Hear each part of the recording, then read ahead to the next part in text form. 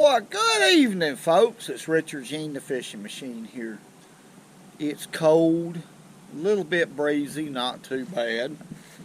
Cold meaning it's about 45 degrees. I'm not really dressed for it, not really. But let's do that right there. Okay. But what I want to do is I went to the hardware and I got 3 sheets of plywood, which is right behind me. There it is. For a project for Mama Sue Bob, Alexander Hosenhauer, Sue Bob. Okay. And I'm going to be doing that tomorrow. But I got a dilemma. I got a few night crawlers left from a previous trip. And we have a pond right here behind us. Now this pond is a pretty good size. It has some big bluegill in it. I mean some giant jumbos. And it'd be a good place for me to use up my night crawlers, not waste them. So we're going to try that. Now as far as the water temperature in this pond, I'm guessing it's probably around 45 degrees on the surface. Live bait is so effective and it's such an advantage. It gives you such an advantage when it comes to cold water. I have no doubt we're going to catch at least a few of these big bluegill. And the way I'm going to be doing it is with this, ultralight rod right here. You guessed it. It's a sow belly rod, 6.5 feet long. This is 2-pound test, high-vis mono with a 2000 sized Iowa reel. Now right here I have a size 8 Aberdeen hook, light wire hook, tied with a Palomar knot, and a little bitty strike indicator. Y'all can see how small it is compared to my finger. Matter of fact, I have some right here in my pocket, and I should have showed you how they rig up, but they're really pretty simple. They have a loop right here, and you just stick your line through there and then pull it. Pull your line, put your line through there and let it hold 4 or 5 inches of tag, and then pull it through both lines, and then that's it. That's it right there. But eventually you'll have to pull it off, like if I were to tie on a crappie jig or something like that that was heavy enough to sink it, it would deem ineffective unless I had something really light on it. What you can do is pull it off, don't throw it away, get you a little bitty drill bit. They've got them at Lowe's, and drill you a hole in it, and you can just keep using it, folks.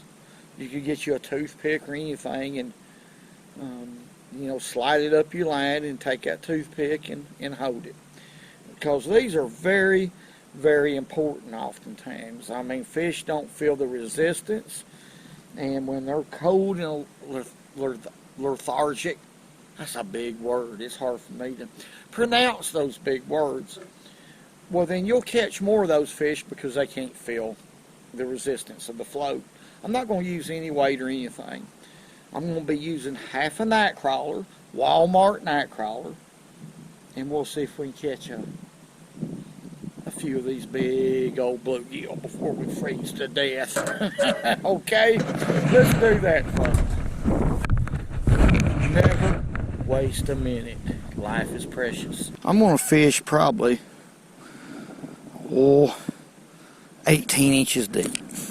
This is really, really a shallow pond. There's our night crawler there, and I'm not going to need much of a piece. Y'all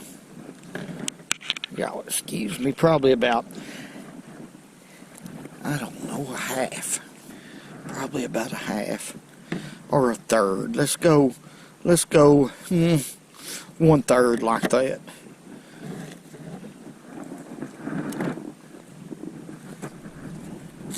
And I'm just going to hook it like I normally do, just one time. Just like that. Just one time. So that thing can wiggle a little bit, and that's all we're going to need. I'll tell you what, folks, I have not found I'm just catching a fish here and one there, and yeah, I hadn't found the mother lode, and you would think you could find the mother lode eventually. Hey, there's fish. There he is. Golly. That feels like a big bluegill. I mean a big one. Oh, it is. Giant.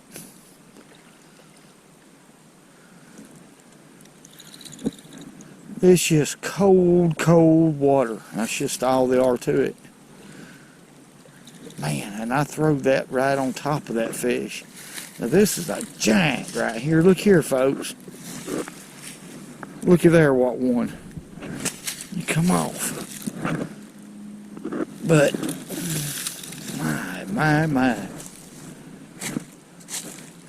I want y'all to look. Y'all see that? That is a big, huge bluegill, no doubt. I'm going to have to throw him on out there, folks. Boy, that's a good one. Whew. Let's try that again. There could be another one out there. I mean, it didn't hit good, and he had it. And there I was talking about how I was just catching one here and one there, and that's there's another one. Well, he pecked it. We may have found a few fish right here. Golly. Let's make another cast. I messed around and found them right here is what's happened. Now, I love these little strike indicators. Them fish don't feel that whatsoever. Matter of fact, the next fish that hits, I'm going to let him have it a little bit longer because he's not feeling that. There's no resistance. Very little. Got him. God, that fish is moving awful quick. Good fish right here, folks. Another good one. I can't believe how much ground that fish covered after I set the hook. Well, this one ain't as big as some of them, I don't believe, but, well, I don't know. Let's see what we got. Golly, what a heavy fish. Y'all look here. My. Golly. I love this stuff. They're so cold I can't hardly hold on to them. Matter of fact, my fingers is done numb, but it don't make any difference. Why? Let me tell y'all why. There he goes. Hey, the sport of fishing is second to none. It cannot be beat. It cannot be beat. I can't help it. I mean, I wished I could, but I can't. I got to get that. I got to let it out of my system. There's nothing I can do about that. I'm going to throw it back out yonder, though, in the same place. I guarantee y'all that. Now, I barely see that strike indicator, but I can see it. I know y'all can't. But after I see it disappear, you know, I'm going to wait 3 or 4 seconds before I set the hook. Sometimes a little bit longer. I've missed 2 or 3 fish, so really I should wait a little bit longer than that. It's hard to, though. But those fish are not feeling that resistance at all. Let's try that again. He hit about where my float hit. That dude come up there. I'm pretty sure it was a big bluegill. Yep, there he goes. Got him. Golly. If that's a bluegill, that's a hammer. And I believe it's a hammer. And knew that was a big one. I'm amazed they're coming up on. Yeah, it's a big one. I can't tell y'all how this fish is fighting. I don't know how he's fighting that hard, but I tell you, these things has got a lot of power. It makes you want to take this 2-pound line off and put you some 4 on. This is a big son of a gun. We're going to take a look at him. Golly, what a bluegill. Folks, look at that. That is a hammer jack right there now. I'm talking about. Let me y'all look. Golly, I don't like to hold him up with that 2-pound line. Look at there with a fish. That is huge. Huge fish. Right there. Wow. It's amazing. I didn't think I'd do this good. Ooh, he's cold as ice too. Look at there. That is a big, big bluegill. Let's let him go. I can't get real close. Let's watch him. He's so thick you can't even, there he goes. So broad he couldn't get himself to get up like that to go. My. Ooh. Ooh. Doggone, man, I'm talking about. Whoa! Let's catch another one. Let's move up just a little bit. I'm a-searching for them. That's all you can do. Let's throw one way out and yonder.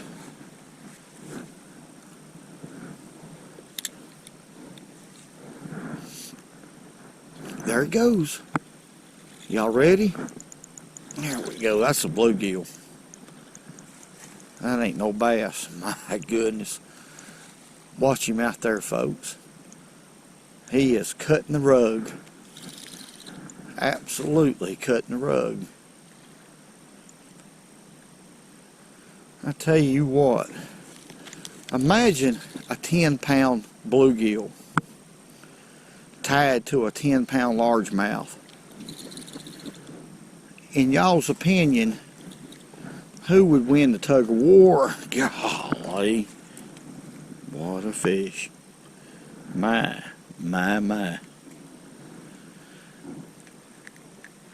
Those are as big, if not bigger, than them shell cracker I was catching on the river the other day. Go on back, boy. Huge. And I'm not having to use a big piece of worm. Y'all can see that. It's winter time. You don't have to have a real big bait. Now, shell cracker on the Tennessee River is a lot different. Hey, look here. Look. There's another one. That's probably the smallest one I've caught. But shell cracker on the Tennessee River is a lot different. They actually prefer,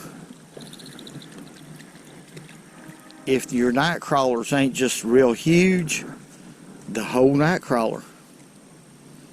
If you want to really catch him a big shell cracker. But this is a different situation right here. Let's let him go. Yeah, I'm having fun. There ain't no doubt about it. This is just as fun as being out there on the river. Especially on a day like today. I mean, there's no doubt in my mind. There's no way in the world that those fish can feel that little strike indicator. They don't even know that there's absolutely can't be no resistance at all. As little as that cork is. There's 4 or 5 squirrels over there, 2 fox squirrels and 2 regular squirrels, and we used to shoot them things and eat them, make squirrel dumplings. They're pretty doggone good.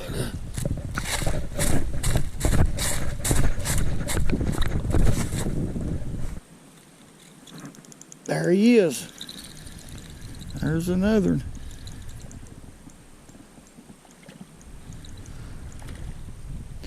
Golly. That's amazing how these fish are cutting up. As cold as this water is. Come on up here. What a big one. That's a big one. See, this water is a lot colder than what it is on the Tennessee River right now, because it's a pond. There's no water, there's no movement, but these fish are still just killing it. Come on back, boy. But that's how you got to do. You just got to move. Don't depend on any one particular spot when you're fishing. That's a big mistake. It don't matter if you're on foot, fishing from the bank, or in a boat. If you're not catching any fish, you need to be thinking about moving, in my opinion. Let's try it again out there. Well, folks, that was fun. I spent about 45 minutes right here catching those fish, and I'm going to let it go. I should have brought some gloves. My hands has had it, but I'm going to tell you what happened right here is just like I've always said. Go fishing when you can, well, because it's good for you, even if it's not but for 45 minutes. I mean, tomorrow I'm going to do Mama Sue's project, and I'm going to feel good about it because I got the fishing out of my system for a little while. And the thing right here was, once I found the fish, didn't take me long. Most of the fish are on the lower end, stacked up in there. I caught them with a simple method: live bait, night crawlers, small hook, little bitty strike indicator, light line, and had a ball. That's what fishing is about. The simplicity is what it's about. I want to say God bless each and every one of y'all. Thank y'all for all the great comments, everything y'all do for this channel. Y'all are very appreciated. Appreciate y'all. Hey, woo.